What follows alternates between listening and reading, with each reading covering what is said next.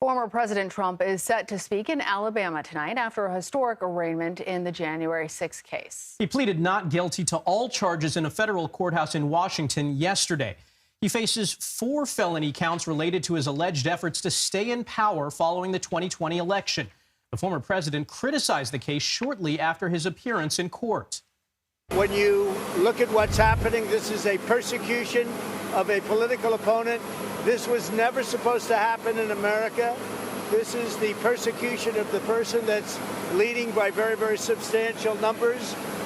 Well, Graham Cates and Fin Gómez join us now. Graham is a CBS News investigative reporter, and Fin is CBS News' political director. Both have been seeped in all the details on this case and the several others that involve the former president.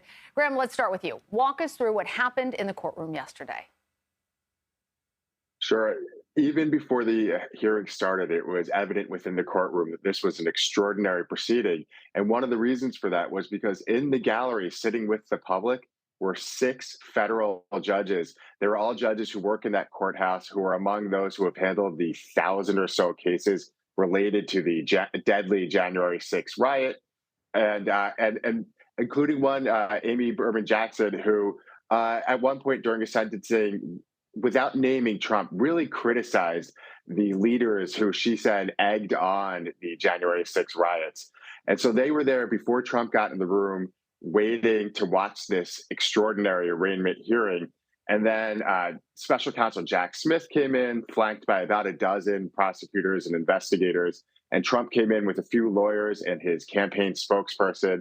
And everyone waited some 20 minutes all together there quietly in the room, whispering, chatting a little bit, until finally the judge arrived to arraign Trump. And of course, he entered a not guilty plea. And then they started already haggling about how long it's going to take until the trial. Prosecutors want a really fast turnaround. And Trump's team, of course, as they've done with his other cases, have said, let's slow this thing down quite a bit. And let's not rush to get to a trial. Really incredible to have your insights from there inside the courtroom. Right. Yeah. Fin, what do we expect to hear from the former president during his visit to Alabama in the wake of all this? Yeah, Michael, I just spoke to a senior advisor to Donald Trump who said that he will, in his remarks, focus on the arraignment that occurred yesterday here in Washington, D.C. I don't think it will be no surprise if he goes after special counsel Jack Smith and the Department of Justice and the president. He will also focus on the economy, we're being told, and focus on, quote, the bad economic numbers that were out today, and really go after President Biden's economic policies. They say that's going to be a message of getting back to this sort of normal campaign mode, even though it's just yesterday was this unprecedented event that occurred in that federal courtroom where the former president now faces 4 very serious charges. And also, we expect him to go after his closest rival. And I say closest, even though most national polls show a very wide margin, but that rival would be Ron DeSantis, the Florida governor, who's currently campaigning in Iowa. And of course, really be, again, focused on President Biden. They also say that he's going to be releasing a, quote, huge amount of Alabama endorsements, the most significant numbers to date, because the president will be addressing the Alabama Republican Party at that dinner in Montgomery. So a big major point here is that it's this sense of returning back to the campaign trail, returning back to campaign mode, where he still remains the formidable front runner in this stage of the presidential primary race with the Republicans. So, Fin, I want to follow up with you on this point. We expect the former president to continue with really with the same talking points that he's had. Do you expect any of his challengers to change in the way that they frame their campaign following his arraignment? In a word, no, Lana, frankly. I mean, not for I think his closest rivals. Of course, there's that lane of Chris Christie, who's in Ukraine today, by the way, Asa Hutchinson, Will Hurd, who have been very vocal in their criticism towards the former president.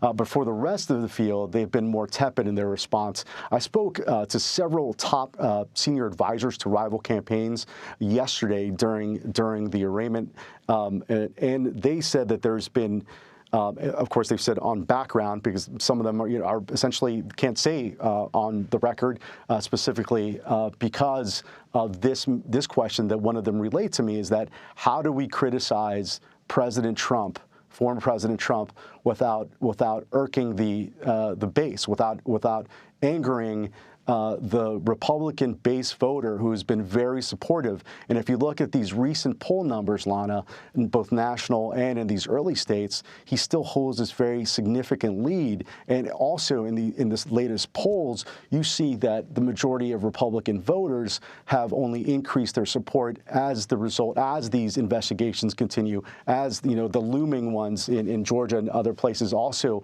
are on the future landscape here. But that his strength within the party has only grown in spite of all these investigations and arraignments and this unprecedented place that we are in modern-day American politics. Graham, what happens next in this case? Only is just that they may schedule the trial date at that point. Sorry, Graham? Oh, sorry. What we know is that they may schedule the trial date at a hearing on August 28th, but that's about all we know right now. Can I just add that August 28th is also just 5 days after the first Republican debate that's going to be held in Wisconsin. We still don't know if Donald Trump is even going to attend. What I'm hearing from the campaign is that why would he attend if his poll numbers are so high? Yeah. All right. Graham Cates, Fin Gómez, thank you both.